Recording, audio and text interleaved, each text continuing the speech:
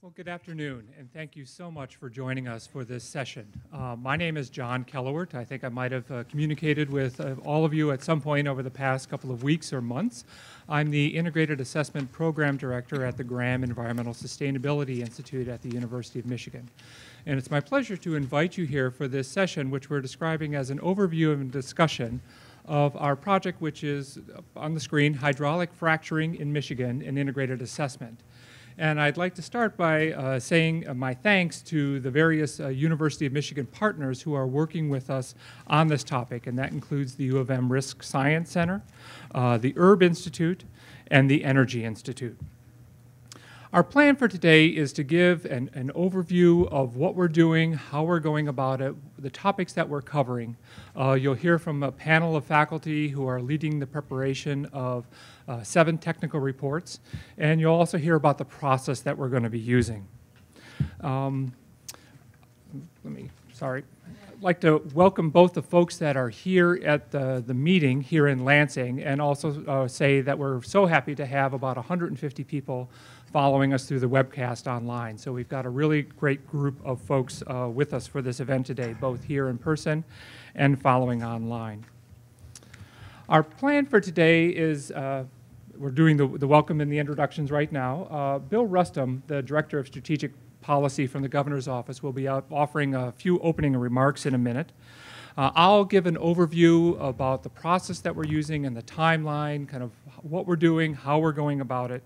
And then the bulk of our time today will be hearing from the faculty who are leading what we're calling these 7 technical reports on hydraulic fracturing in Michigan.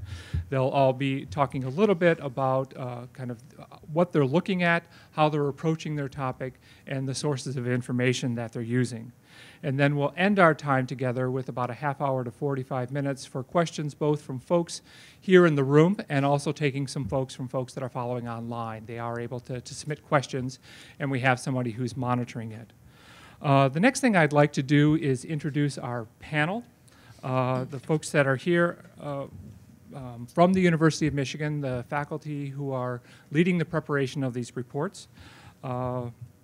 What I'd like to do is start from the opposite end of the table there and introduce Professor Johanna Schwank, who is the James and Judith Street Professor of Chemical Engineering.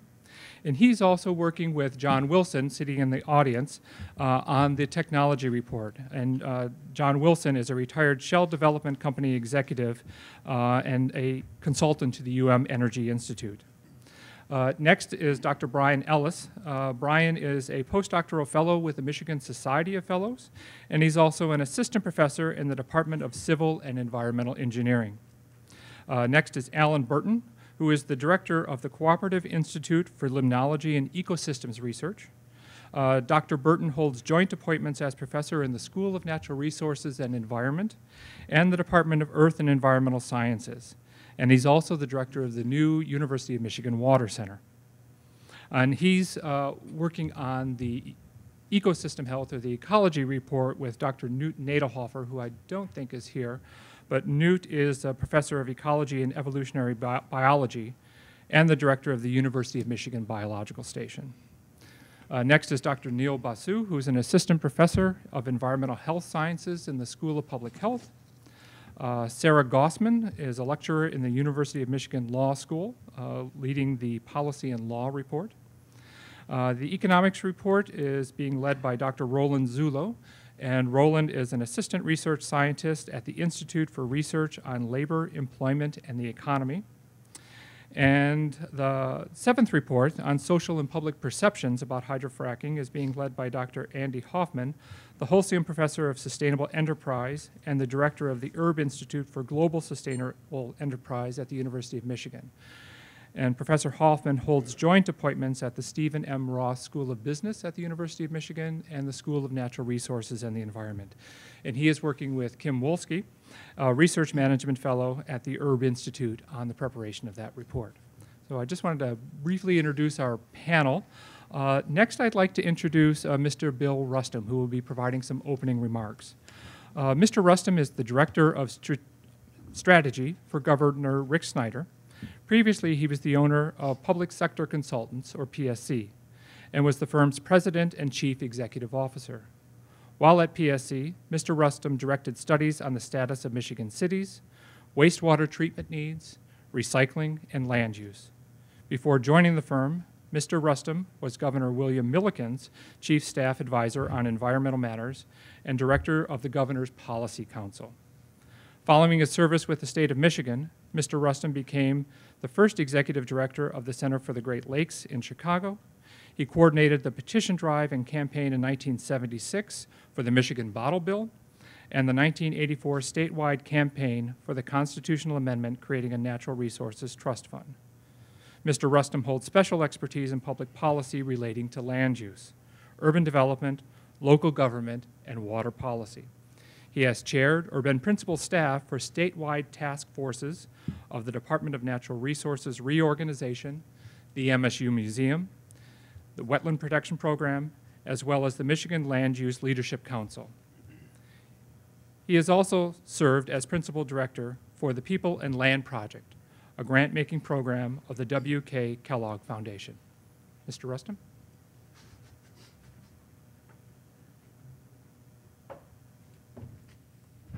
Thank you, John. And I'm also a graduate of Michigan State University, so congratulations on this week, this time.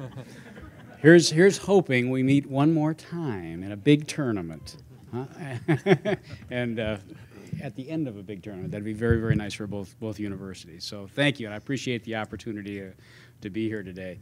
You know, this whole effort comes out of the governor's energy and environment message that he issued in November of 2012. Our past, Michigan's past, its present, and its future are all tied to the abundance of clean, fresh water and our bounty of natural resources across this state. At the same time, our economy and our future depends on providing reliable, affordable energy to homeowners and businesses. But while doing that, we must protect the environment while we promote it as a key reason people will come here to live, to work, and to play. The governor's special message focused on how those two issues are connected, and he directed in that message that various state agencies focus on making improvements in very specific ways. That message provides a framework so we can make decisions that serve Michigan both now and in the future. The approach the governor outlined in that message is a policy approach that emphasizes adaptability. Instead of trying to guess what the future holds, the governor is working to identify energy and environmental strategies that effectively serve the state no matter what the future holds. It is clear that our energy supply must be reliable, affordable, and protective of our environment. And energy has become an even more important issue in recent years because of its expense in this state, driven in part by a reduced population, by fewer businesses, by burgeoning new supplies, and by increased federal regulations on power providers, often requiring them to invest huge sums in new compliance infrastructure. This has resulted in some price increases that hinder our economic growth and directly affect Michigan's poor. In the interim, while we're working toward a new future, the governor put forth a number of key ideas in his environment and energy message regarding energy production that can help Michigan families and businesses right now. And one of the key items that was outlined was hydraulic fracturing and integrated assessment, which is what is being kicked off today. The truth is that companies have been developing oil and gas around the state for generations. We need to embrace this energy source and capitalize on its abundance in Michigan. While hydraulic fracturing has been a hot political topic around the country, Michigan has used it for about 2 decades without problems. We should continue and find ways that we need to make certain that we continue our history of safe, environment-protective gas development. To assure that our citizens have well-reasoned objective explanations of what hydraulic fracturing is and is not, the University of Michigan's Grand Sustainability Institute is undertaking an evaluation of hydraulic fracturing. The state is going to be participating in this effort on the steering committee alongside both environmental and industry groups. We're excited to be part of this Michigan-focused evaluation of various implications of hydraulic fracturing, which focus on the various areas that you've all identified here.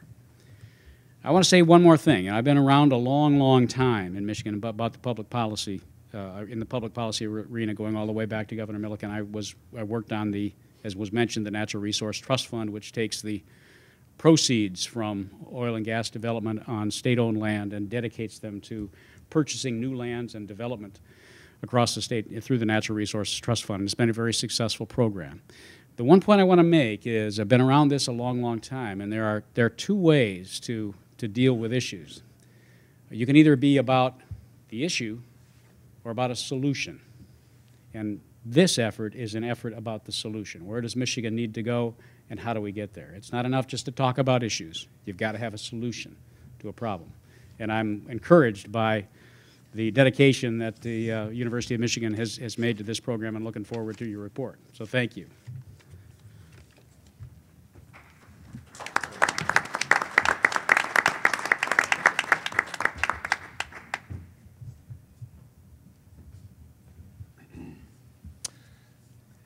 Thank you, Bill. What I'd like to do now is talk a little bit more, fill in some details about what is this process that we're using and how are we going about looking at this topic of hydraulic fracturing. At the Graham Institute, we use integrated assessment to carry out the Institute's mission of focusing on sustainability problem solving. It's a method to combine folks from the university, both faculty and students, with decision makers, and I'll broadly say we're using that broadly defined, decision makers at all different levels, at the state level, at the local level, at the individual consumer level, and stakeholders. Basically, with an integrated assessment, it moves through a variety of different stages over about a 1 to 2 year process. Key issues involve defining the issue. What is it that we're going to look at? What is some history about a particular topic? How do we come up and evaluate particular options for moving forward? And what tools or information guides do we need to pull together to come up with, again, broadly defined policy options for a wide range of stakeholders on this particular topic? At the same time, not in sequence, but at the same time, that whole process is informed by technical reports or assessments in which we gather data, we conduct analyses, we evaluate options, and we might develop new resources such as decision-making tools. Again, at the same time, this whole process is informed by stakeholder input. That could be direct feedback on a project, providing background information or data, helping develop new goals, and helping to prioritize options. So it's this really iterative process that works with a variety of different folks interested in a topic. Certainly not everyone would be in complete agreement about particular things, but through the process, we hopefully can come up with options for which everybody sees benefit. Just, why would we do it this way? Just wanted to share some of the learnings that we've gleaned from other integrated assessments that we facilitated. The Graham Institute has about 5 or 6 of these going on right now. Just an example, some are focused on redevelopment efforts in Detroit. Another is looking at how mid-sized cities throughout and small cities throughout the Great Lakes region, what do they need to know about changing climate? We've got several looking at the issues of water and health in international settings. Actually, Dr. Basu is leading a project in Ghana, and we have another project in Peru. So we have these integrated assessments going on a variety of different topics. And what we've learned through the ones that we've completed are there are a couple of key learnings that the participants have actually identified in terms of why do it through this integrated assessment approach, what benefit is there in this type of approach. And these are the things that we've learned, that it helps generate reports and supporting data so there's a common and good understanding of a topic. In some cases, it might help modify a particular perspective from an individual stakeholder. Oftentimes, it can help create new partnerships between folks that have not worked together in the past. It might help change a particular process in terms of how decision-making is done, and it can also help in terms of leveraging or gathering together resources for continued work on a particular topic. Before we move into what we're doing on hydraulic fracturing, I just wanted to add a little bit more to what Bill Rustum had to say in terms of hydraulic fracturing in Michigan, and just start with some key points. It's been used, a process of hydraulic fracturing has been used in thousands of wells in Michigan for decades. Through a review done in 2003 by a group called Stronger, the determination of that review is that the Michigan Department of Environmental Quality has a well-managed oil and gas environmental regulatory program. Our integrated assessment that we're talking about today has been developed to focus primarily on high-volume hydraulic fracturing, and to use the DEQ definition for that of activity using more than 100,000 gallons of water. But our data and analyses may cover a wider range of activity depending on the topic. One of the reasons that we're going wider with some of our analyses is that there is actually currently quite limited high-volume hydraulic fracturing taking place in Michigan at present, although there's lots of interest of what might potentially happen down the road. And we recognize that there's a broad range of perspectives on the benefits and perhaps also the problems of expanded natural gas extraction and use. Another piece I wanted to bring into the conversation is to just say a little bit about another study that is taken place that gives some interesting perspective on this topic. This is a report, just briefly I'll mention, from Resources for the Future. They recently completed a project called their Pathways to Dialogue, what the experts are saying about particularly the environmental risk of shale gas development. And what they found is of the 250 experts from a broad range of sectors who responded to the survey, ranked and organized a variety of different, over 200 risk pathways about shale gas activities. A whole range of things from burdens such as air pollution, noise, or groundwater contamination. I should repeat that these are only looking at the environmental risks associated with shale gas development. An interesting finding is that they put this all together and then organized it by the different sectors, non-governmental organizations, industry, academia, and government, and identified where is their overlap. And there were 12 areas of risk pathways that everybody agreed on. All the different groups agreed on these 12 areas. 7 involve potential risk to surface water quality. 2 involve potential risk to air quality. 2 involve risks to groundwater quality, and 1 is related to habitat disruption, but only 2 were specific to shale gas activity, and those concerned fracturing fluids, spills or disposal of surface water during use, storage, and disposal. Okay? So I think it's very interesting to kind of say when we look at what are the range of concerns, particularly from this study, done by other folks looking nationally, not specifically at Michigan, is that there is a wide range of agreement on some topics, not all, but on some topics. But as we look at this topic, it is quite difficult to say we're only going to look at high volume activity versus other types of hydraulic fracturing. And there's the link. And all of this information will be available afterwards on our website. And the entire video recording will also be available on our website. So back to our integrated assessment. We're taking it in 2 phases. The first phase right now we're calling the preparation of our technical reports on key topics related to hydraulic fracturing in Michigan. And we've introduced the panel before. These are the 7 topics. Each report is going to consider and is considering a wide range of impacts and issues on the topic of hydraulic fracturing. And there will be some overlaps. We don't necessarily see that as a problem. But as we're preparing these reports, the faculty are meeting and talking with each other about how they're looking at issues so that we can build from each other's work. Once the technical reports are completed, and I'll mention the timeline in a little bit, we'll move into phase 2, which is more formally what we identify as the integrated assessment, the assessment of a variety of different options for moving forward on a particular topic. So it will build heavily from those technical reports and other input that we've been collecting along the way, but focus on an analysis of options regarding hydraulic fracturing for Michigan moving into the future. And it's slightly different in ways from what we're doing right now, is that it's, rather than collecting and analyze and pulling together these reports, we'll focus much more on the analysis of those options. And I've got policy in parentheses because we're using policy very broadly defined. It could be in a variety of different settings, not just decisions that might take place across the street at the Capitol. We'll continue to have collaboration and coordination across the teams, regular engagement with decision makers in our steering committee, and continue with a lot of input and engagement with stakeholders interested in this topic. The basic timeline that we're following is that later this month, we will send the technical reports out for peer review. We're following that process to make these reports as best as we can.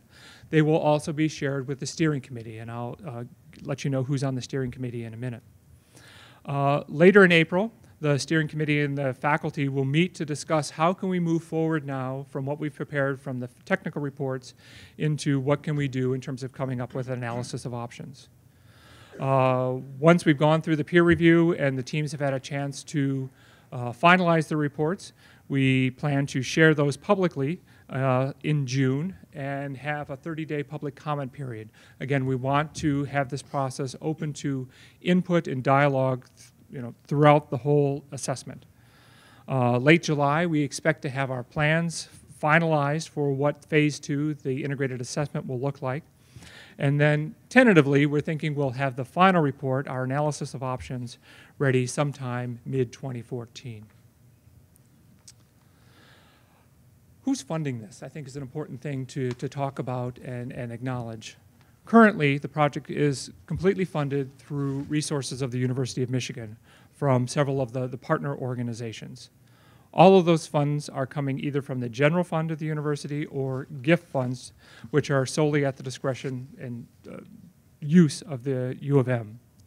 So we are not taking funding from any outside source specifically for to conduct this activity.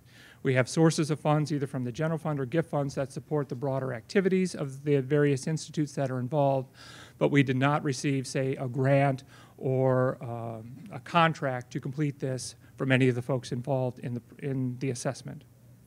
As we move forward, if that funding is not sufficient, we may seek external funding to help support particularly stakeholder engagement efforts. Right now, I think we might be okay, but if we do get additional funding for this, all of that information and sources of funding will be publicly disclosed.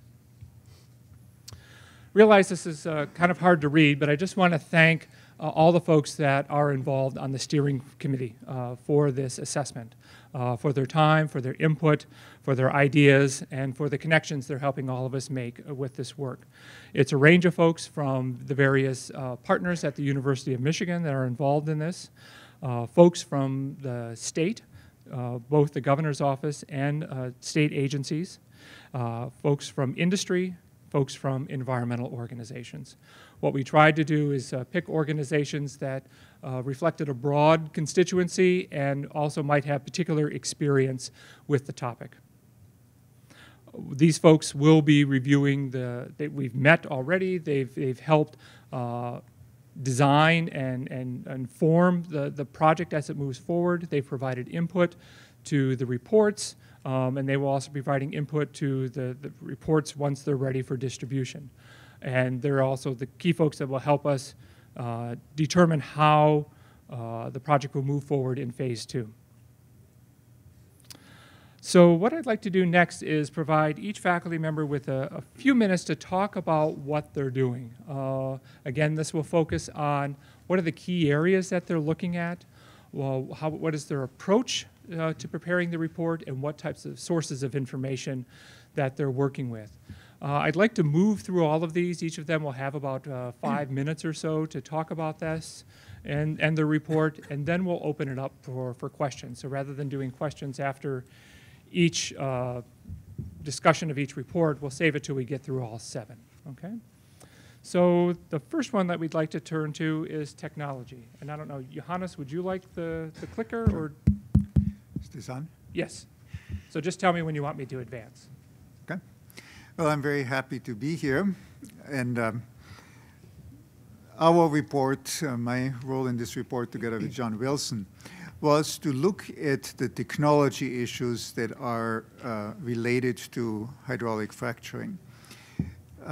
The way we are approaching this is to provide a very clear definition of the terms that are being used, because very often, especially in science and engineering, jargon may be used that is not easily accessible to the general public. So we are trying to provide, as one aspect of our report, a tutorial on what hydraulic fracturing is and what the various technical terms actually mean, so that it is more accessible to the general public. The other thing that we decided to do from the get-go was to see ourselves in the role what I would call an honest broker, rather than being an advocate for one particular technology. And this honest broker role essentially means that we are simply looking at the technology, what is known about it, what are the facts, what are the data that are available, without at this point putting any value judgment on one versus the other technology option that's there. So what we decided to do was to also focus on methods used in Michigan, but obviously we had to put them in context with what's going on elsewhere in the country.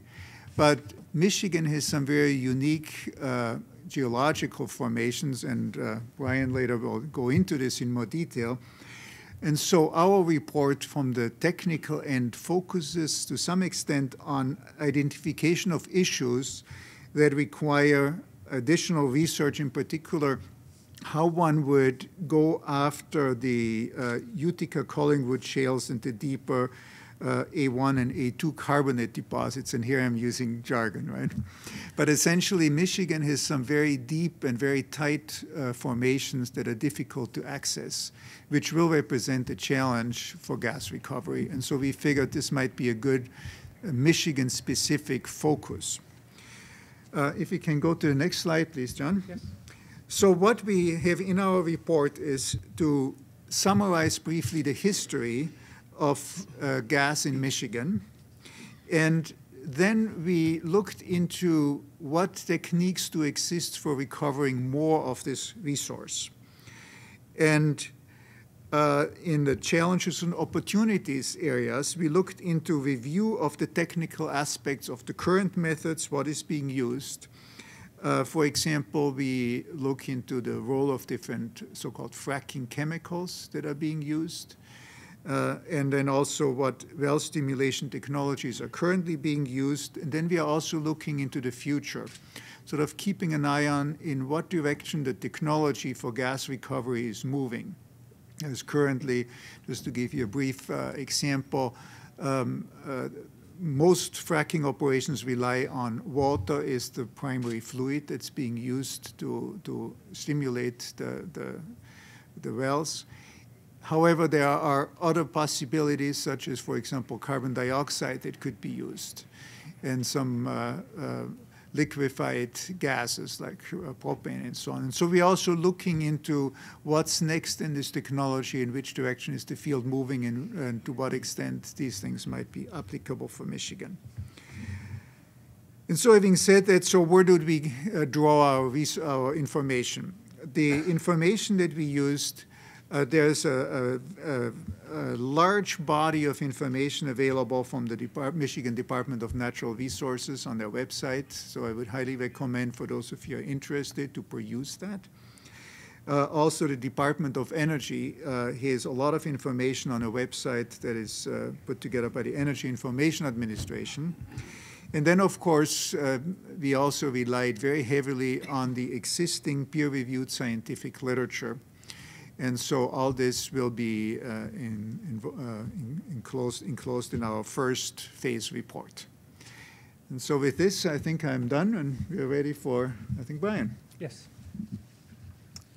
Okay, so as Johannes just said, I'm putting together the report that's looking at the Michigan Basin geology within the context of future of hydraulic fracturing within the state.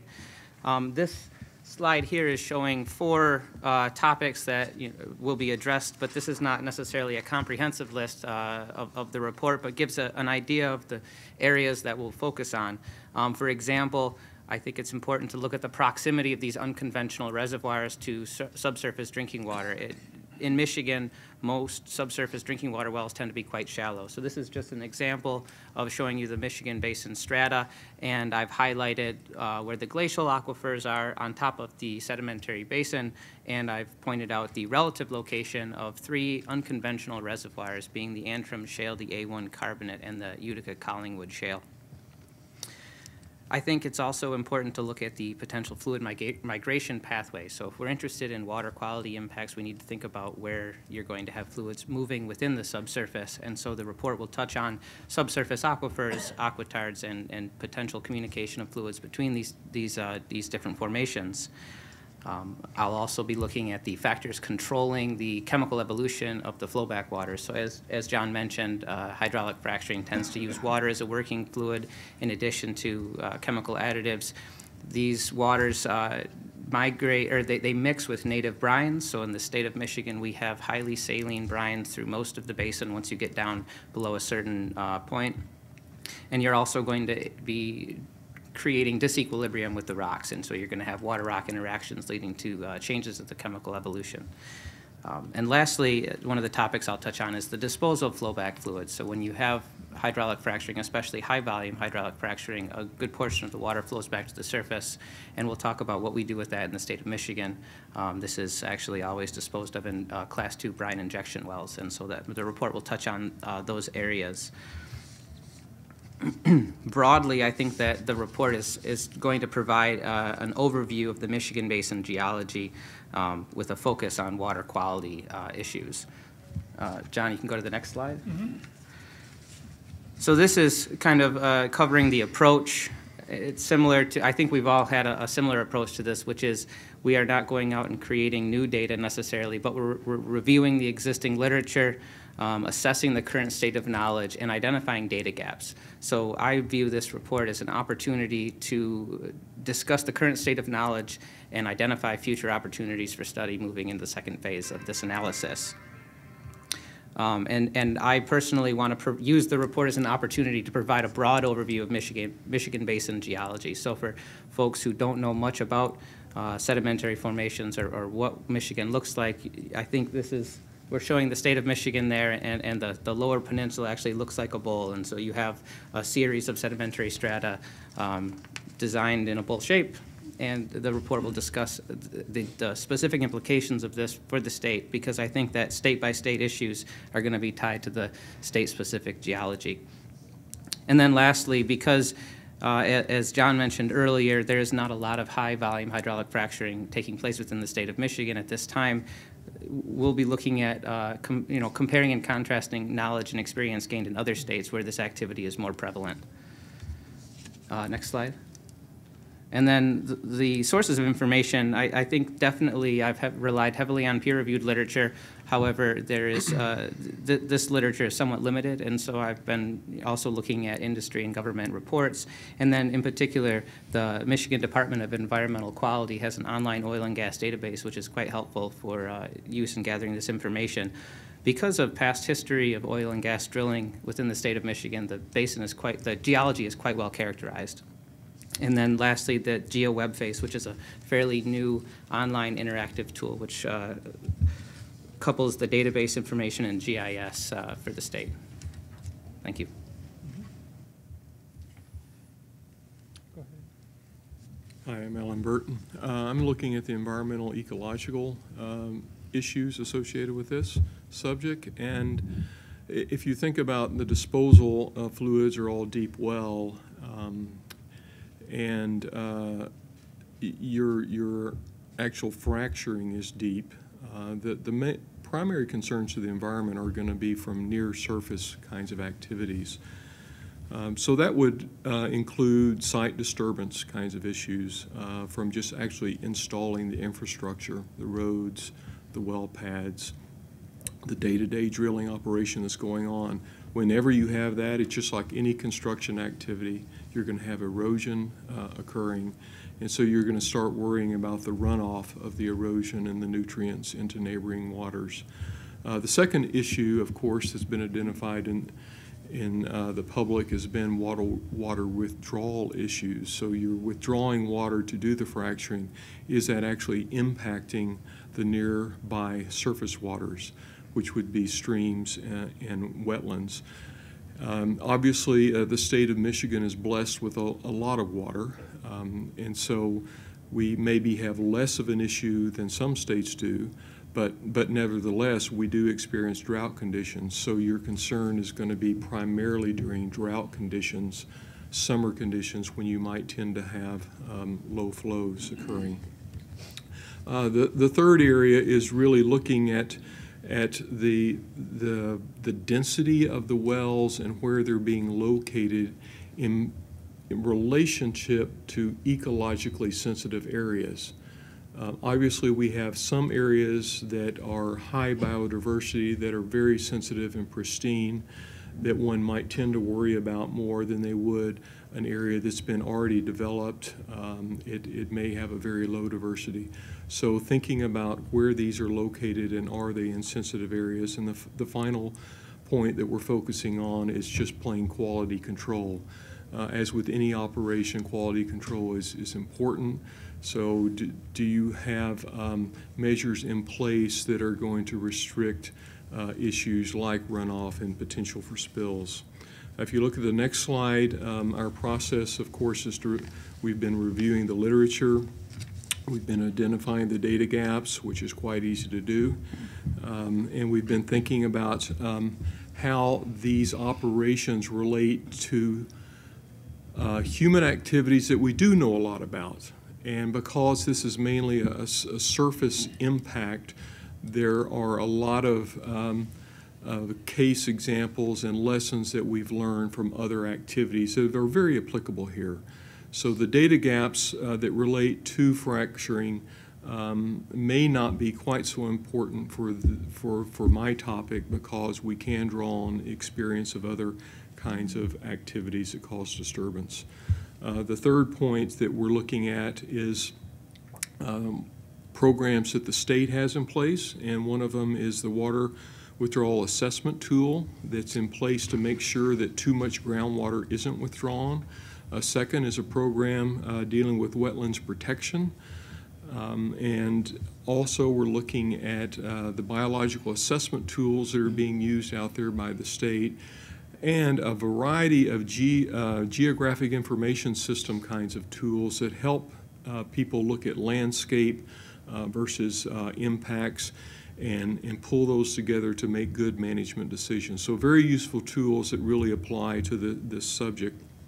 And finally, identifying the likely stressors that are associated with these activities, looking at the peer-reviewed literature and trying to draw on that. If you Google this subject in relation to ecological impacts, you're not going to find a lot of literature that's there that's coming out of the peer-reviewed science literature.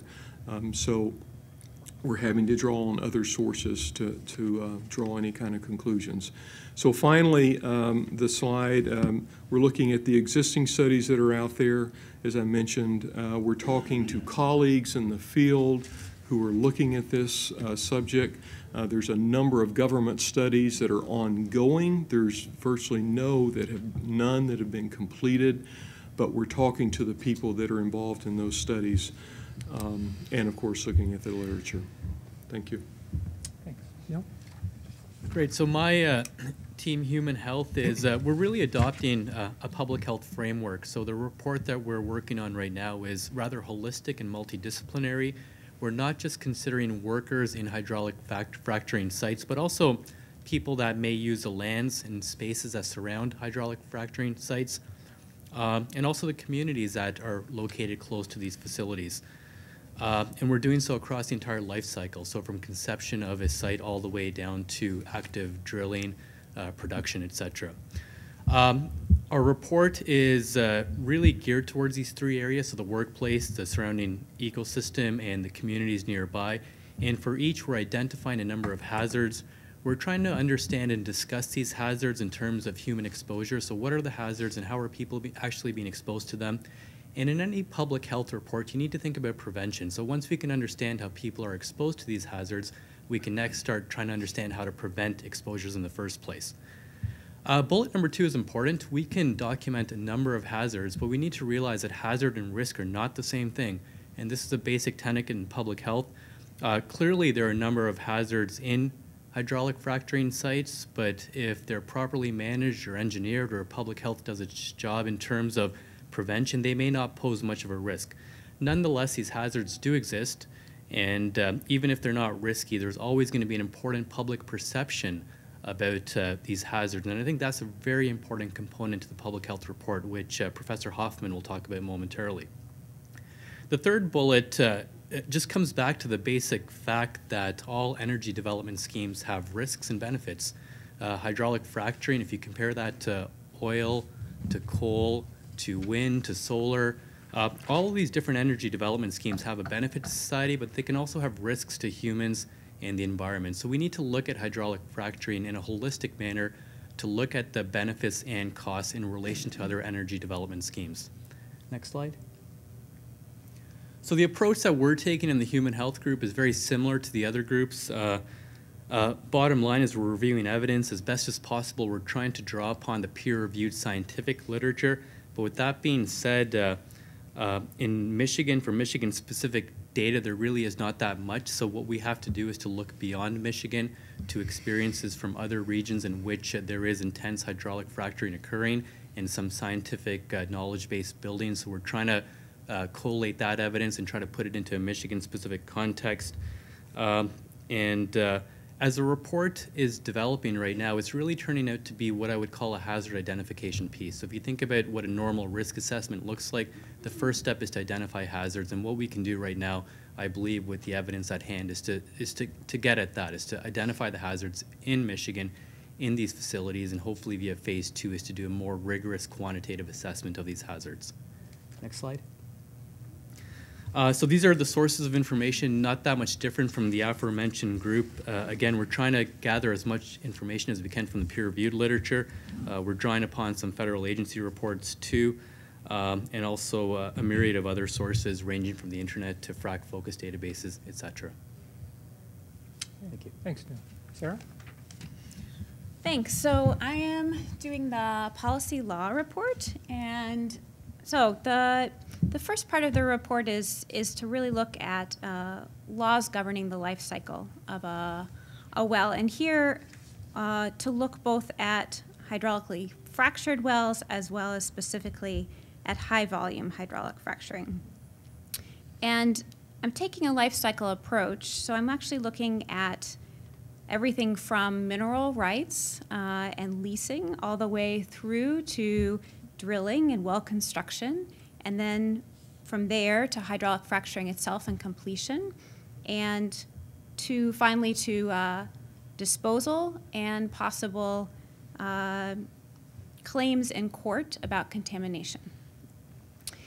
In doing this, I look at Michigan specifically and the laws that would apply to operators here in Michigan, but I'm also looking at trends in other states and what states are doing there.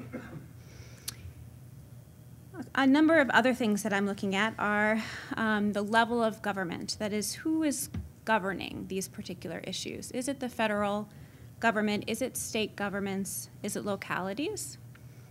The type of law, that is it statutory or legislative, administrative, rules, guidance, or court decisions? And the policy approach. So what are the types of policies being used? Are they prescriptive requirements, market-based, informational, like disclosure? Even in our field, we think about court decisions as being deterrent, that is, creating standards themselves. So courts actually in making standards. Next slide.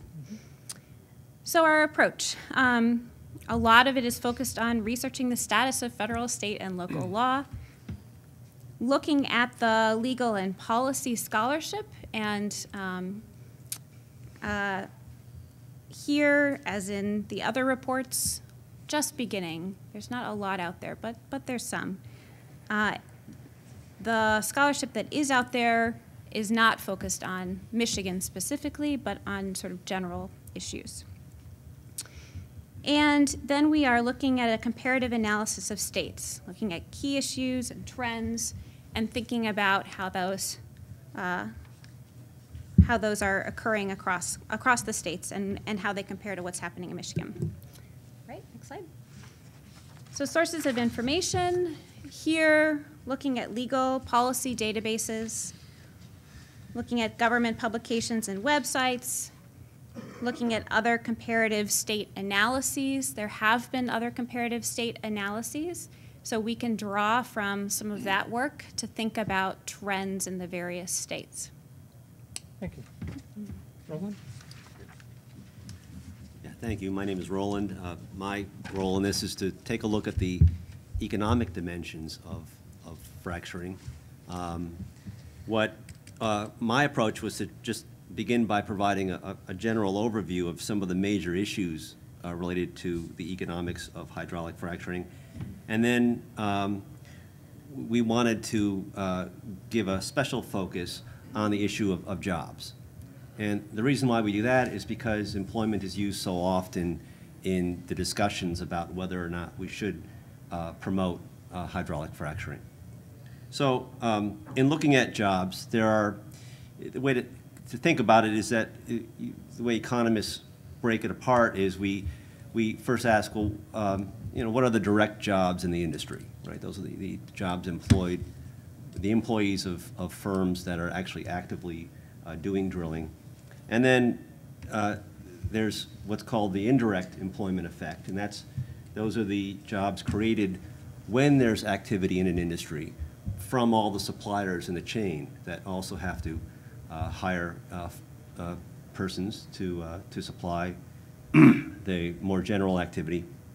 And then finally, there's a third group, the induced activity, induced employment, which is, the way to think about that is it's the growth in employment caused by just having more wealth in the pockets of workers in the industry. So it's the added employment caused by the consumption, the greater consumption that happens when workers receive the wages they receive. So our approach is to sort of look at four, the report will outline four major areas of economic, four topics related to economics. The first is private royalties and leases. The second is state revenues from royalties, taxes, leases, and storage. And on both of those topics, there's administrative data that we've acquired to answer those questions. Then there's changes in property values, which is a sort of an intriguing topic, which we don't have data for, but we will discuss based upon a literature review. And then finally, employment. The employment will be our focus. Here, what we'll do is we'll match the job counts in the industry, which we have, against the industry activity itself. So we want to not just simply know about how many jobs are in the industry, but we also want to prepare estimates for how a change in the industry activity can affect the level of jobs. The main source of data, this third slide at this point. The main source of data we're using on the jobs and will come from the quarterly census of employment and wages. It's the survey taken by the federal government to essentially count jobs in the industry. We'll use that. We'll match it up against data which was made available from the Department of Environmental Quality, DEQ, provided us with all kinds of industry activity data, so we'll match that up to come up with estimates. In the end, we'll produce a longitudinal spatial regression estimates to hopefully shed some light on how the industry does help grow our economy. Thanks. Thank you. Okay, I'm Andy Hoffman, and the report that I, with Kim Wolski, will produce, you can think of as the sociology of the fracking debate. The topic has received a lot of attention in the media, in Hollywood, some accurate, some less so. But the question is, how do you perceive the issue of fracking? How do people in the general public perceive the issue of fracking? Which risks do they attend to? Which ones do they ignore? How is that debate formed? This is critically important for a topic like this. People act as voters, as landowners, as employees, as business owners, as citizens, as activists, as consumers, and how they perceive this issue will play out in those various domains in which people act.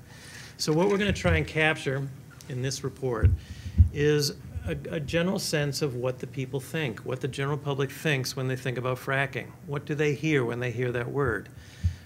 What factors influence that perception, and are there differences in different communities, different populations? Do they differ by demographics, by economics, by geography? All these factors come in and influence people's perceptions of issues such as fracking. And then what might we expect in public perceptions of fracking if high-volume hydraulic fracking increases? As Nil talked about, there are studies to show a boomtown effect, that there is a life cycle and there are changes in the impacts of fracking. How does that correlate with changes in the perceptions of fracking?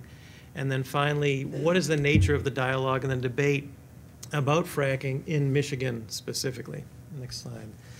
The kinds of information we're going to draw together, starting off, there are a lot of national and state level public opinion polls. We're going to try and gather as many as we can, doing some screening for the rigor of those studies. Some of them are better than others, but we've so far found about 36 such studies. What is people's general awareness of the issue? Are they aware of it? Do they support or oppose it? What issues or what concerns do they have? What are the risks and the benefits as people see them? And are there supports for related policy measures, for example, increased regulation and mandatory disclosure of chemicals? How does this play in? So we'll grab as much of that data as we can. And then there's a second set of data that's quite interesting when you go straight into a local community. You interview people that are living within the domains in which fracking is taking place. And there are some studies, particularly in Texas, Pennsylvania, and New York, looking at talking to people directly affected by fracking. What are their perceptions of the risk? How do they change over time? And we'll focus on that. And then finally, we'll do an analysis of the key issues raised by Michigan-specific stakeholders. Similar to the Resources for the Future study that John mentioned at the beginning, looking at different groups of nonprofits, academics, business people, scientists. What are the issues of critical concern in those different domains and those different populations? How do they overlap? How do we use that to try and understand what the issues are at play? Third slide. And then finally, we're going to build on a lot of, there's a lot of research, decades of research, in fact, on risk perception, risk communication. There's a big difference, as Nil pointed out, between risk and hazard. There's a big difference between risk that people willingly impose upon themselves, smoking cigarettes, riding a motorcycle without a helmet, and those that they feel are imposed upon them, such as hazards from industrial activity, and that's critically important.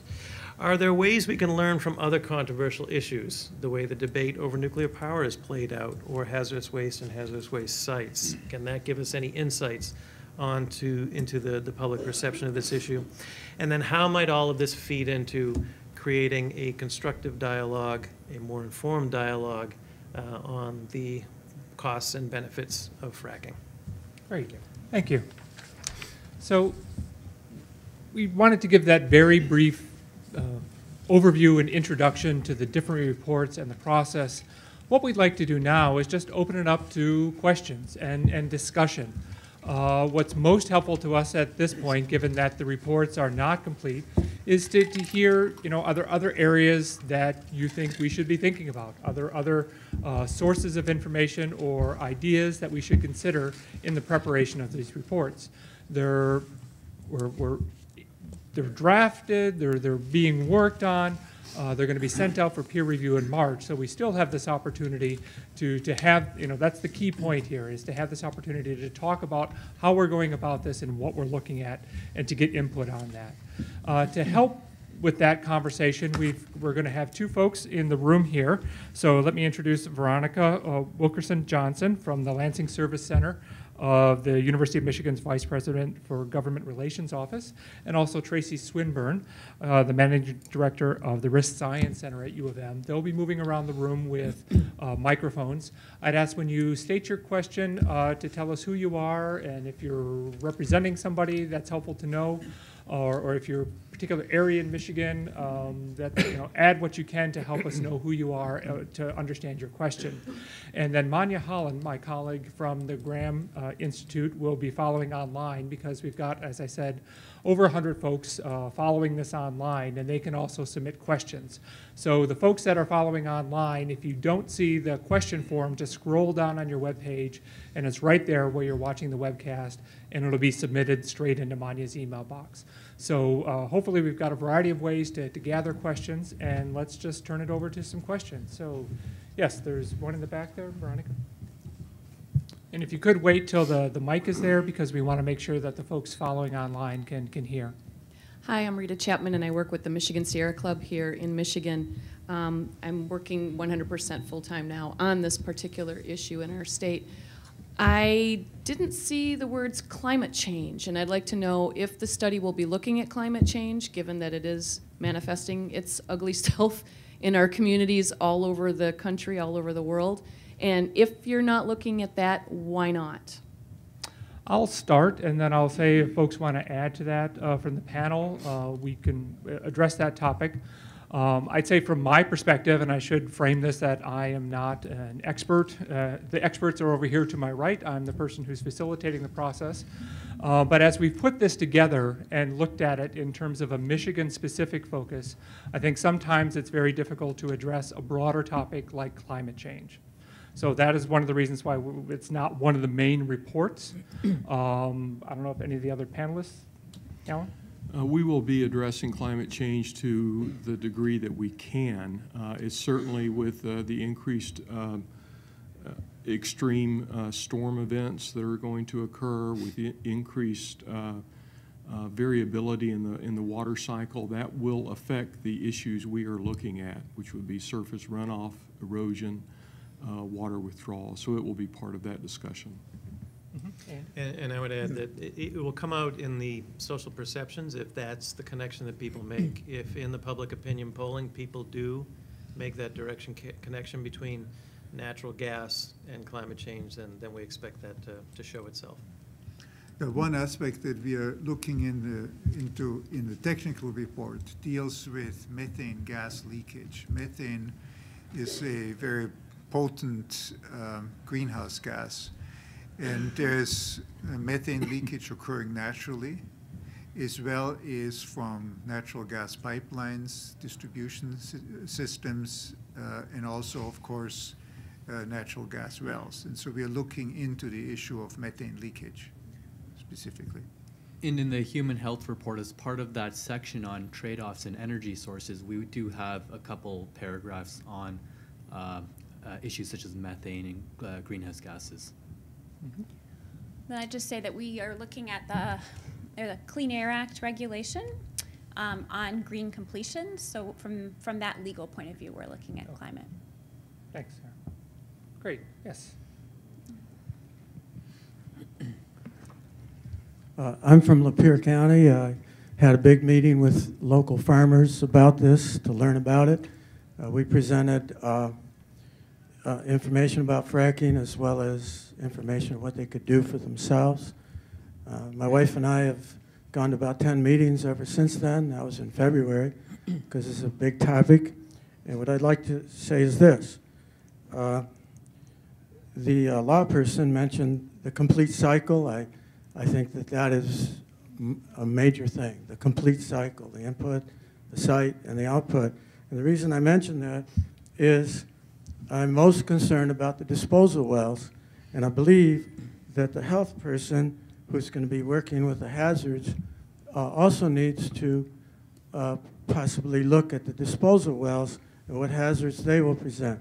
I believe that with the environmental person who mentioned withdrawal, which I think is a huge issue, I think a bigger issue is the disposal wells, and that, you know, what happens to the water there, and does it ever come back, and where does it go?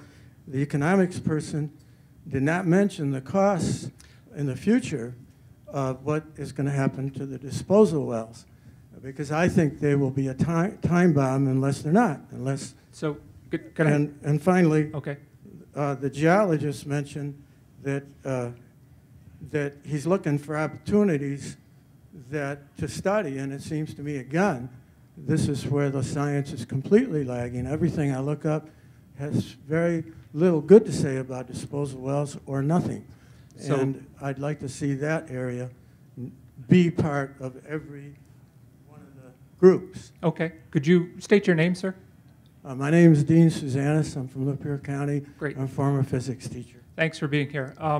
Just want to make sure we understand the primary concern seems to be about disposal wells and how each of the teams might be covering those. Okay. Anybody want to say a little bit more? We talked on it a little bit, but anybody want to add? I think I can start off on that. I am discussing disposal wells within the report for sure, because I think that within the state that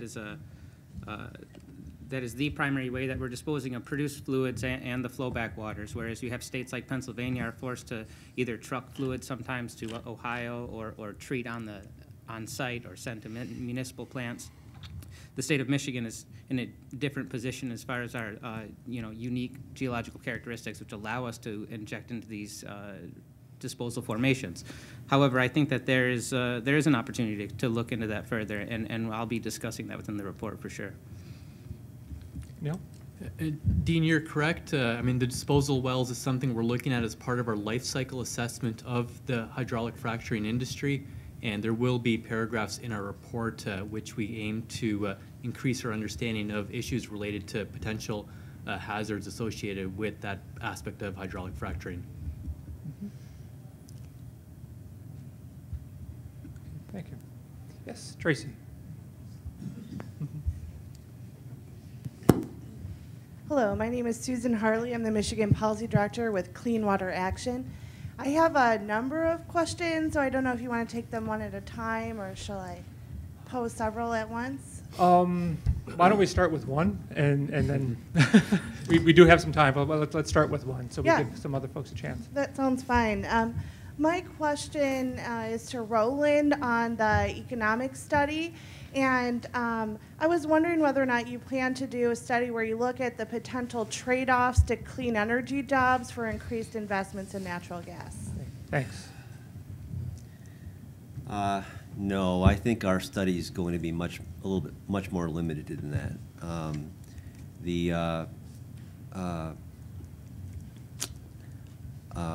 We could begin to take, I mean, the discussion that's taking place about natural gas extraction is that it's a bridge, if you will, over to clean energy methods. That it's a method of it's an energy source which is not quite as carbon heavy as some others, like especially coal. And no, so the short answer is no. I'm not going to take a look at the trade-off in jobs. Mm-hmm. Do you want to take another question? Sure, go ahead. Sure. Kind of on the topic of gaps then in information, it sounds like this is the majority going to be a literature review with that gap analysis. What will be the next steps as far as original research that's planned to come out of this study? Sure, I'll start with that. So with integrated assessments, we primarily rely on existing information.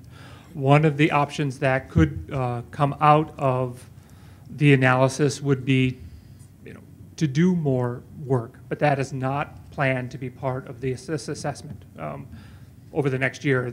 Some of the studies I think that folks have suggested or are thinking about would be more longitudinal analyses, which we can't do within a year. So that may be some of the options that are generated through the assessment, but we don't have plans to do more in kind of new original research through the process we're engaged in right now. Okay.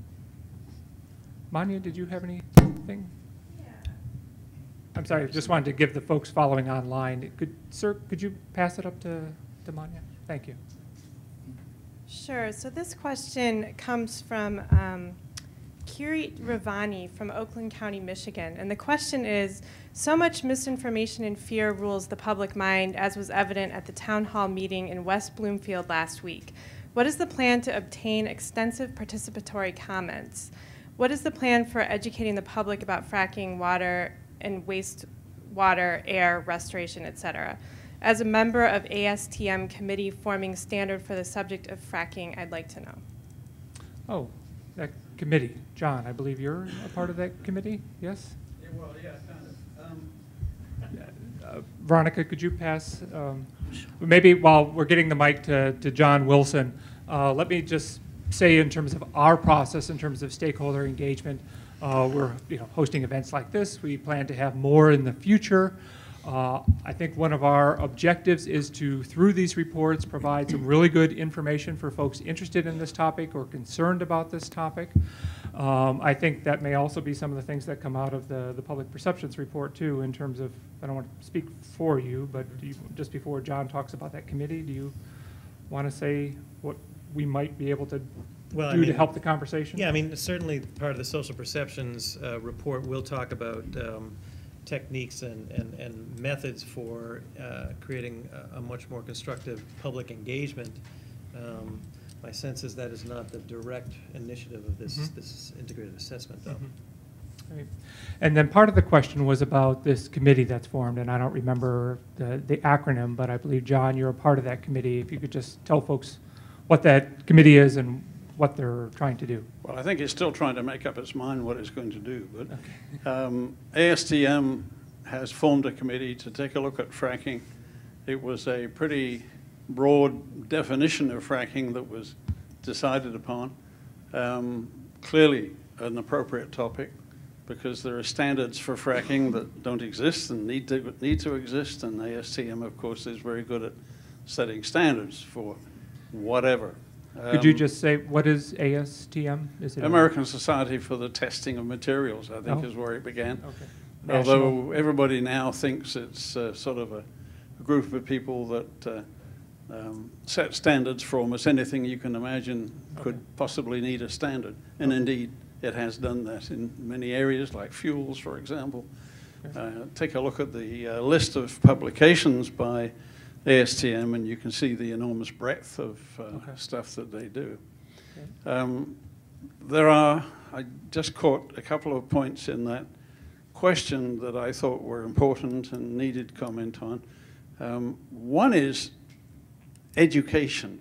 One of the things that's disturbed me the most, and Johannes and I have talked about this a few times, is that we have an awful lot of people very enthusiastically expressing opinions, and appropriately too, but not always with facts behind them. And one of the things that we can help, I hope, people do is understand better what the facts behind fracking are and what those facts mean in terms of some of the concerns that have been expressed about the technology. Thank you. Great. If we could pass it back to the gentleman, Veronica. Yes. Hi, my name is Todd Bizette, and I'm with the Committee to Ban Fracking in Michigan. We are looking to get a petition together to ban it entirely. I think we're pretty much aware of what its impacts are from a macro level, and it sounds like this study is going to be yet another one of the studies that we see. Hopefully provides a little bit more insight, or at least collects some of the data. But I guess my question is to Mr. Zullo. I think your role is probably going to be the most important, because it's really the economics that it determines what's going to happen with the study, whether it just gets ignored or thrown away, or what happens. But I am a little bit disappointed to hear that you're not going to be considering things like the impact of tourism or environmental impact. And there's yet another thing that came to, speaking of that town hall in Oakland County, somebody had mentioned to me that there is an earthquake insurance that people are having to pursue in other states related to the injection wells. And so there's so many impacts to this fracking economically. And I think the natural gas industry has done a really good job of presenting the fact, talking about public perception, that it has a great impact. I guess I'd also like to know if you're going to cover the foreign interest in the natural gas industry that has occurred since like about 2008. I mean, these are all things that, you know, we can say it contributes to our economy, but does it contribute locally? So, Professor Zullo, I guess we're really interested to see what you're going to present. Sure. I hope I'm not the focus of this report, but I don't do well under pressure. But let me say, we will look at when we look at what's called induced jobs. So, asking the question, how does the industry affect jobs in the local economy? We will look for, and this is an area that no one has touched so far, negative job effects. So tourism and farming are two areas where we might find that actually increased hydraulic fracturing, more industry activity actually decreases the job counts there. So we will look at that. So that's one area. The other, on foreign interest, it's a good point. I mean, what we're seeing in Michigan is, I don't know if you want to call them foreign, but we have firms coming from Texas, Pennsylvania, Oklahoma. So, and roughly what we've seen from the data is that about half the gas extraction in the state comes from firms outside of Michigan. So we will do our best to try to determine the Michigan impact and not this sort of broader impact. Because you're right, intuitively, a firm that comes in, extracts our resources, sells that resource is not quite the same as a firm that is here in the state providing jobs and a paycheck that stays here in the state. So we will look at those. Foreign interest is also yeah, well, there's some Canadian firms, sure. Chinese, right? You're talking in terms of investors, right? Wall Street Journal just put out an article about how much they've invested in billions in the natural gas, companies. So I don't think that's part of your analysis, though. No, we're not looking so much at the investors as the industrial activity taking place in the state. So. Did you also have a question about seismic activity, or were you just more of a comment? I was just making a comment okay. As to how widespread the impact is. Sure. We're ready. Next person right behind. Hi, I'm William Brammer. I'm with the company Pangea Water Solutions, originally in Tampa, also with A Power. It's a company coming out of Detroit. And one of the questions I have relates, going across technology to environmental remediation and to policy, is to what extent is industry being surveyed or will be surveyed as to technologies that could put this water back to productive use rather than injecting it into brine wells to desalinate, remove the caustics. And then along with that, to what degree, such as Ohio has done with their licensing procedures of requiring seismic studies, to what degree will this committee or this study be looking at requiring certain remediation techniques or technologies to be used in order to gain a license to then be able to institute a fracking well and going forward from there. Okay, so I think the first part of the question was about technology for water. And Johannes? Yeah, we are going to look very carefully at the water reuse issue and water purification issue. And part of this equation will also be to look into alternatives to using water in the first place. But we are going to look at various technologies that are in place to reuse water, to flow back water. And then the second part about seismic activity, I didn't quite. Well, I was wondering what Ohio is doing with seismic activity, for example, requiring seismic reports prior to licensing a well. Okay. So therefore, anybody? Similar issues, including water remediation. And, so okay. I think I can say something briefly on that. And so there is not a lot of, I mean, there's only, I think only, I don't want to state a number, but there's not many high volume hydraulic fracturing wells in the state of Michigan. So most of the produced fluids and the flowback waters come from existing oil and gas wells. And by and large, Michigan has high water production from a lot of its oil and gas, like current production. So outside of the increase in high volume hydraulic fracturing that might take place. So the flow back water that you're referring to in Ohio is by and large from, say, the state of Pennsylvania is being trucked over, and you have new injection wells that are coming online. In the case of Michigan, I think that almost exclusively these are existing wells that have already been receiving fluids from existing production for a long time that maybe are accepting additional fluid. And so there's maybe that delta that you could look at, but I think that most of the wells are already permitted, so I'm not sure. I don't want to get into the permitting process. Maybe Sarah could speak to that, but. Yeah, so I think you're talking about requirements for disposal wells that comes off of the Youngstown incident. And yeah, we haven't really looked that much at seismic requirements, but thank you. I'll think about it. Mm-hmm. Yeah. Okay. Manya, is there another question we could take from online first? I have. Oh, we'll get you next, sir. So this question comes from Nancy Schiffler from Washtenaw County, and her question is, to what extent will the analyses, particularly health and environment, look at cumulative impacts, both in terms of density of drilling and over time? Okay. That's going to be one of the focuses that we have is the propensity already out there to have high density sites. So that's already been identified as an environmental concern for a number of reasons. So we'll definitely be looking at that. But of course, we can't be looking at that really in Michigan because it doesn't exist yet. But we'll talk about some cases where it does exist for the environment. Mm-hmm. Neil, did you want to add? I would say the exact same thing for the human health report, that this is something we will be touching base on in our report, but principally from evidence taken from other states. Great, thanks. And who was waiting? Yes, sir. Yeah. So first I want to commend University of Michigan for taking this initiative and really a leadership position to really understand the impacts to Michigan on their own dime. My name is Dan Radomski. I'm with Next Energy.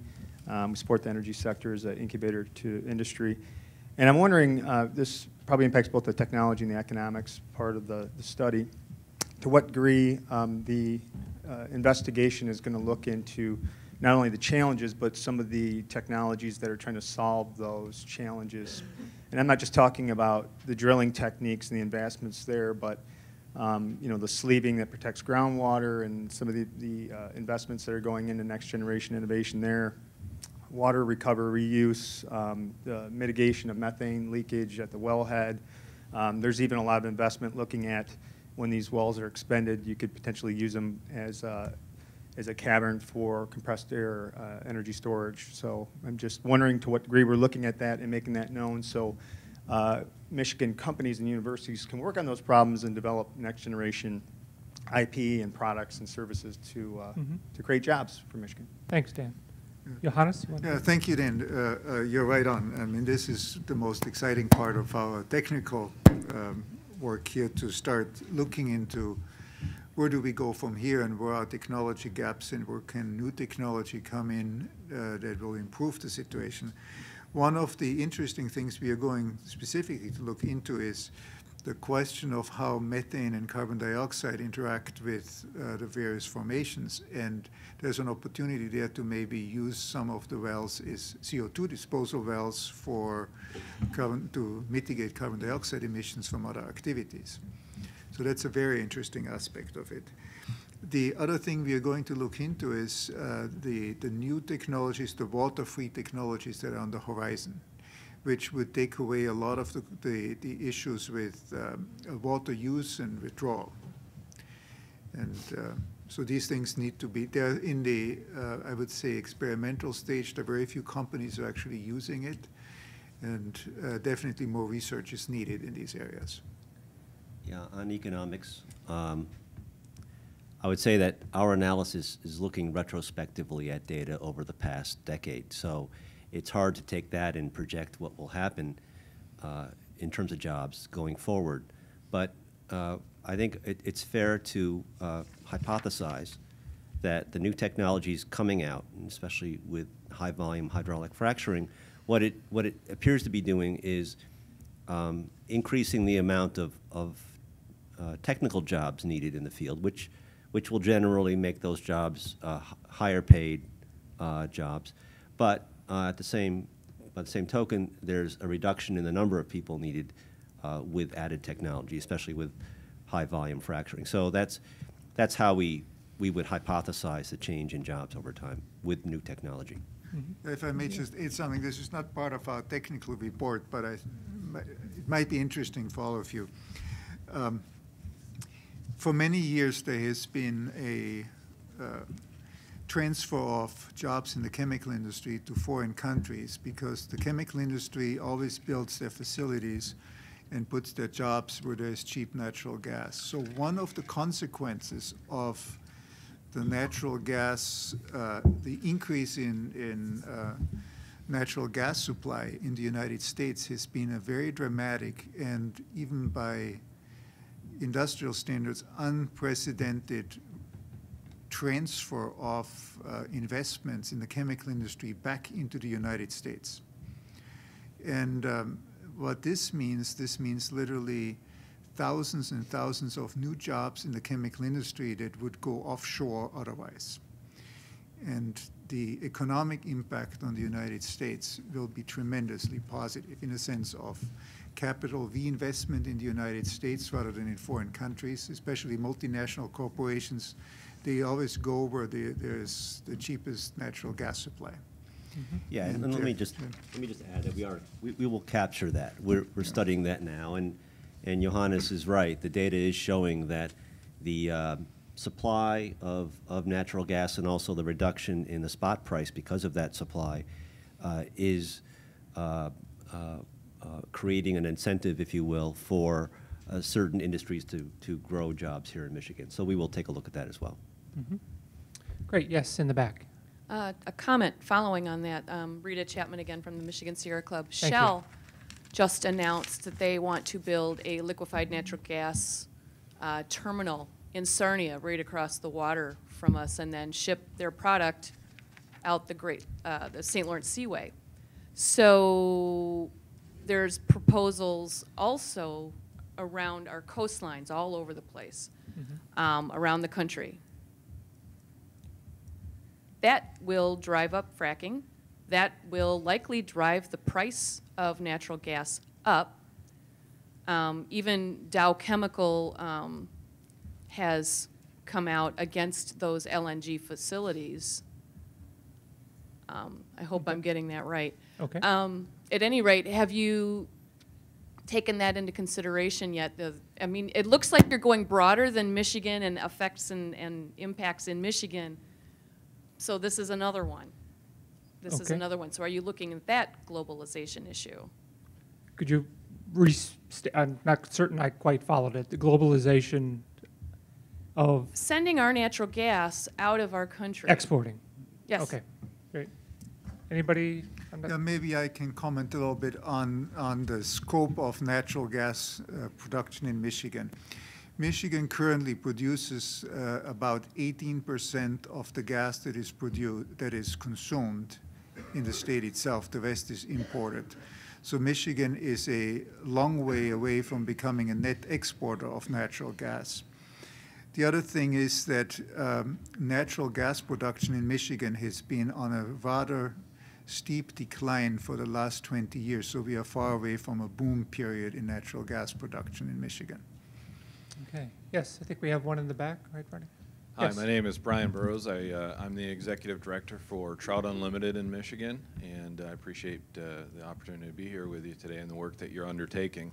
My question is mainly, I think, for Dr. Burton. On the ecology report, you mentioned the water withdrawal assessment tool, and I was wondering if you might be able to elaborate the depth of analysis you might provide on the adequacy of that tool for these water uses for the purpose of hydraulic fracturing? We're looking at that right now, trying to understand what its strengths and limitations are. You know, at first look, it looks wonderful, but having chaired a former geology department at one point and dealing with hydrogeologists, I know that usually the problem is there's not enough data. and you can only extrapolate with groundwater so far. So we'll be looking closely at that and trying to identify what the limitations of that tool are. Thank you. Yes. Deborah Salerno, medical writer. Thank you for your work with this issue. And as a medical writer, you may have heard of the Cochrane review method. It's a systemic review. It sounds like that's what we're doing here, is a systemic review of the data. And so I'm wondering, are each of you using pretty much a similar process for that systemic review? I'm not quite sure I caught it. And I'm curious if you'll be providing both a quantitative and a qualitative assessment of the data. I'd say we're not using anything systematically. I think we're following some similar procedures, but sources of information and data are very different depending on the topic that we're looking at. I don't know if any of the faculty want to respond to that in terms of your approach. No? Oh, okay. It's pretty much a qualitative weight of evidence is all you can do with the kinds of studies we're finding, which are few and far between. There's no way you can do any meta-analysis or anything because the data's just not there. A handful of individual studies, a lot of studies that have opinions without much data, so it makes it quite challenging. Mm-hmm. Thanks. Yes. Tracy, thank you. Yes, sir.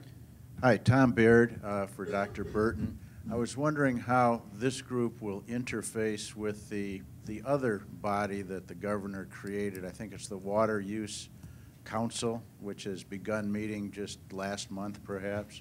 And I wondered how these two bodies will be interacting in connection with water use, the water withdrawal tool, those issues. At present, there's no plan to interact with that group. We were doing an independent analysis looking at the water withdrawal tool and all of the issues. I think in the next phase of this, phase 2, the integrated assessment tool, you might get at some interactions like that. I don't know if you have more, John. We have not directly engaged with them yet, but we'll take that into consideration in terms of a group to work with. We are working directly with, is that through a particular state agency? I'm not familiar with it. Yeah, Brian, I think, is on that group, Water Use Council, Advisory Council. Is that hosted by a particular? At this point, it's a DEQ, sanctioned advisory council, and we would be glad to work at any point. Myself is on it, and James Clift, who I saw that is on your steering committee, is also a member of that as well. It pertains to the water withdrawal assessment tool, absolutely, and we'd be glad to follow up with you afterwards, Dr. Burton, to try to find some ways to help you with some of that. That's excellent. Thank you. Thank you. Yes. Manya, anything else? Yeah. One more? So here's a question from Richard Frazen from the University of Michigan. The question is, will the legal aspect of the IA cover the practices used by the oil and gas companies to obtain leases from individual landowners? Okay. I think I'll take that one directly to Sarah. I won't touch it. All right. So, so we talk generally about leasing. Yeah, it's not possible for us to do review of the many, many leases that have been signed. So I think we have to take it from sort of a broad perspective around contract law, what these leases usually contain, and the issues that might be specific, if there are any, to hydraulic fracturing. So that's the level at which we're taking it. Okay, thank you. Yes, in the back. Yes, my name is Ann Susanis. I'm from Lapeer County. Hello. And I really appreciate your having this. I think public input and understanding is critical to this issue. I have two questions, and one is maybe just rhetorical. The first one is, how will you identify the sensitive areas that you talked about where there should not be? I assume what you mean is there should not be drilling. And the second one is, as you folks expressed your different areas that you were studying, there's not a lot of specific information for Michigan yet, and that makes sense. And yet the process in Michigan rushes on. So is there some way that you can take this into account? Where, you know, the science is now coming out, but in the meantime, the activity is ongoing, and I just wonder how you are able to deal with that. Thank you. So maybe first the ecological areas, sensitive areas? Sure. As I mentioned during my presentation, since most of the impacts to the ecology are going to be at the surface, and they're due to some large degree, I believe, to disturbance. We have a huge body of literature and experience in this area. So just by looking at the simple construction of the sites, their density, the roads going in and out, the controls that are being put on site to prevent erosion and runoff, and then combining that with the expertise of the DEQ, who already knows where a lot of sensitive areas are. The Trout Unlimited knows a lot of the places where the sensitive areas are, where you have cold water fisheries, where you have high diversity, where you have sensitive wetlands, where you have a propensity for low flow conditions that might be harmful. I think all of that we kind of have a good idea about already. So we'll be looking at what has happened in other states as far as densities, the size of these operations, how long they're active, and trying to relate that to Michigan. And I feel fairly comfortable that we'll have a pretty good idea of what the risks are. Okay. And just to restate to make sure I understood the second part of your question, it was how do we move forward if we don't have sufficient information? Is that, did I capture that? Right. The process, you know, the fracking is going on, and yet I can appreciate that we don't have all the information yet. It's like, you know, what if there's an oops? And we haven't investigated these things thoroughly yet. I don't know that your study can really respond to that. Did we cover everything? Yeah. Well, I thought I heard in the question, how are you going to make the work Michigan specific? And I can say that, you know, when we look at the social perceptions, we can look at certain kinds of demographic data that correlate with certain kind of beliefs, and can we make comparisons between other states and Michigan? And then I would also add that there is, as we speak, a significant opinion study being done within the state of Michigan on fracking at the University of Michigan that we'll draw upon quite heavily. Mm-hmm.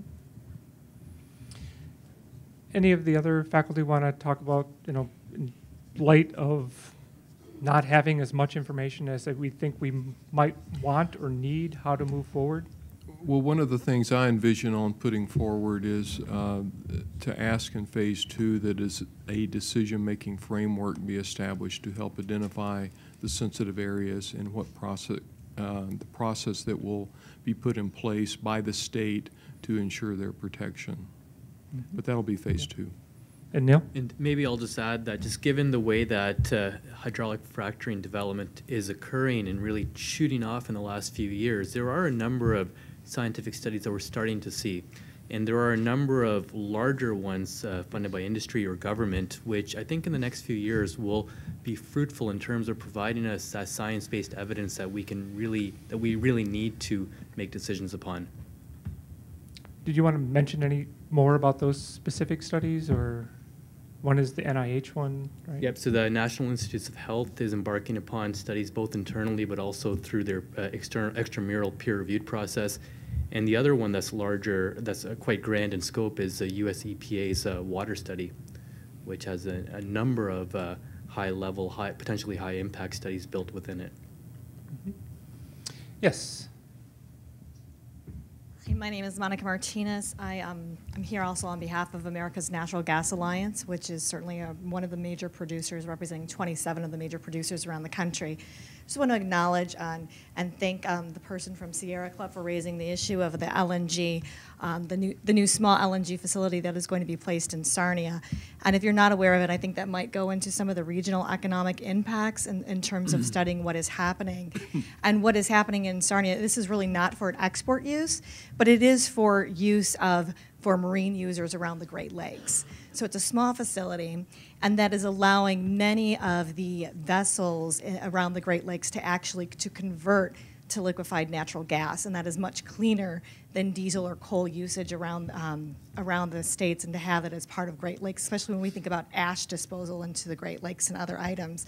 So I'm not sure if that's something part of that regional effort when we talk about that, but that's certainly something that's a positive side when we see fleets switching over to liquefied natural gas, which is much cleaner for the environment and for our Great Lakes.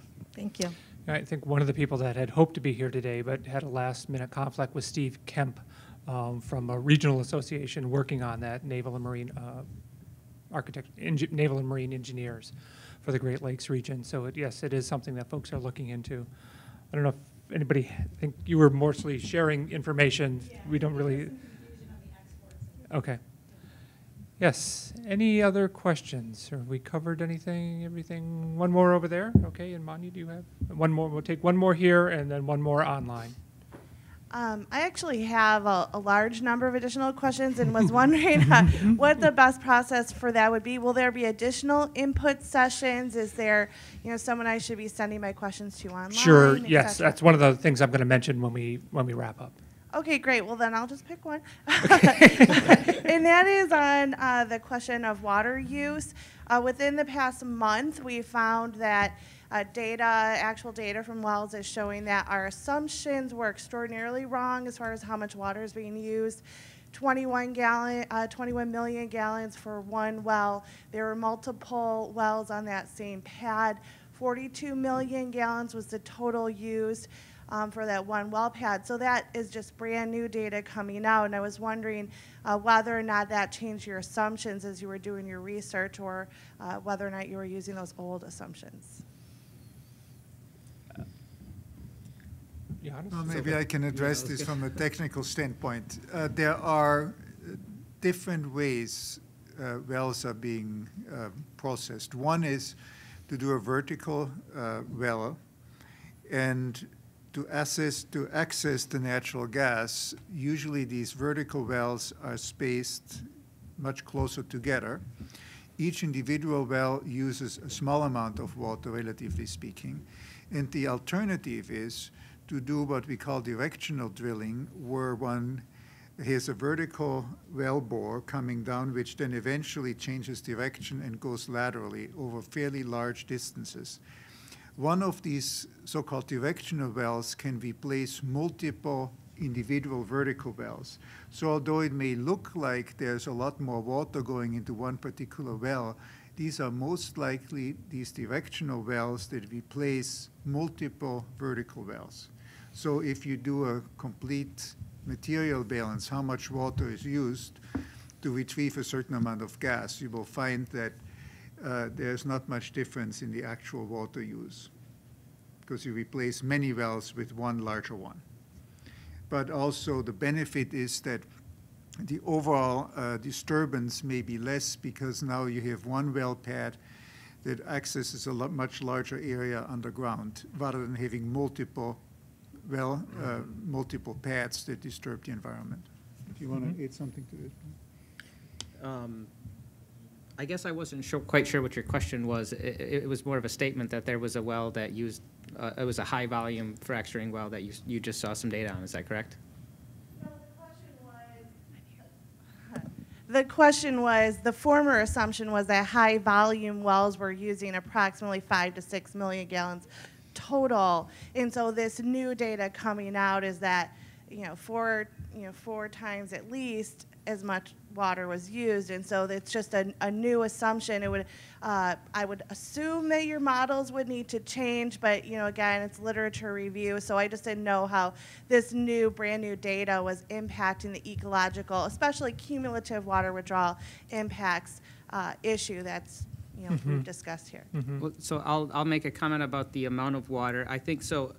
The amount you're going to use to complete any particular well is going to be dependent on both the depth of that well and the lateral extent, if in the case of directional drilling. So it is not going to be, there's not some set for every well. It will be the same. And I think technically anything over 100,000 gallons is considered high volume in the state of Michigan. So it captures quite a range, right? That's a lot of variation. As far as putting it in a model, I mean, my report we're not doing any modeling of that assessment. Maybe, Alan, could talk about the water assessment tool, but I'm not sure I can address that better. Mm-hmm. Yeah, the water assessment tool would take that into account because that calculation has to be run. That doesn't answer the question, however, is the water assessment tool giving an accurate picture of the groundwater in the area? Mm-hmm. Thank you. Manya? Yeah, so this question comes from Lee Smith from Optimal Value Energy LLC. Do you intend to do a review of best practices used by other states in data-based regulations and transparency for high-volume hydrofracking? Mm-hmm. So, gathering from other states. Sarah? Yeah, so we are doing a state comparative analysis. We're not doing it on every single legal issue because that would make our report very long. But we are taking sort of some key issues and looking at what states are doing. I'd also refer folks back to that Resources for the Future study. I believe they did some pretty extensive comparative analyses of regulatory frameworks across states. They did, and they also have some nice maps that you can look at that give you a quick glance at what states are doing and the variation between regulations and states. Okay. Maybe one more question, yes. Coming back to Charles, if you will. Coming back and this is more focused toward remediation and maybe aimed more toward Mr. Zolo and across the board, but to what extent will your study be looking at remediation of these sites once the wellheads are closed? Through another company I work with, we've been in discussion with EPA, and one of the directors of EPA is estimated nationwide, they're looking at roughly $1 trillion worth of brownfields types of remediation in the future for fracking sites, currently estimated. Mm-hmm. So taking that into account, and some subset of that, of course, will be in Michigan, that's going to be a social cost borne as well as a direct cost to the community, both in jobs for remediating, but also cost in terms of land put out productive use and things like that. Mm-hmm. Therefore, that gets back to beg the question to what extent, on the policy side, can you capture those costs up front, even though it be a cost to industry, and requirements to remediate in order to start to issue the site license anyway? So I think we might be able to take that from a couple of different perspectives. Roland, do you want to? Yeah. Sure. We do have data on the well closures and the plugging of the wells, and so we will be able to develop an estimate for sort of the jobs involved in taking care of that responsibility that a company has when they exit the well site. As for sort of the larger issue of the social liability, which I think, what happens when you have these many brownfields and how does that affect? That's a larger issue. I see it as dealing with the bonding requirements by the state to make sure that there's insurance to cover any sort of environmental liabilities, long-term environmental liabilities that might accompany that kind of activity. After this session today, I think I have to develop that area of the report. So. Okay. Anybody else want to address the issue of remediation, either from a regulatory requirement or ecological? We do just briefly explain the bonding requirements, but I would rely on Roland to do the analysis of what those do. Yeah, the difficult issue is what exactly is the risk. If you don't know the risk, it's really hard to attach an economic figure to that, right? Drawing upon what's occurred in other states, you can probably extrapolate from that and gain what the basis should also going to be.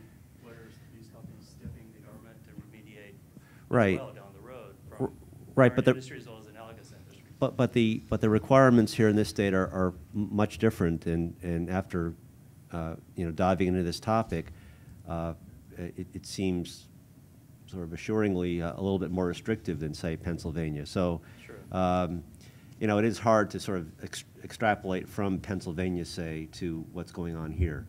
Mm-hmm. But that's the difficult part. I mean, it would pose it's a challenging question that we can perhaps discuss in general terms, but to put a precise figure on it, I don't think will happen. Certainly not in this phase. Mm-hmm. Thanks. Thank you. Okay, well, thank you so much. This has been, I think, a good opportunity for us, and I hope we've been able to answer some of your questions about what we're doing and how this is moving forward. Just wanted to direct folks to our website. You can submit a question there anytime. There is a form to do that. We watch those regularly. The way it works is it comes into me, and then if it's for a particular team, I share that with one of the individual faculty members so they can consider that. And we do plan to do additional forums like this in the future as we move forward with this process. So we hope to be probably back in touch with you again sometime around June, where we can share then the final versions of the technical reports, and we'll have those available for public review and comment for a 30-day period. If there's any questions that you have about what we're doing or how we're doing it, I'll be around a little bit after this event, or you can always contact us via the website with the information there, either by phone or email. So thank you very much for joining us, and let's thank our panel for going through all the questions.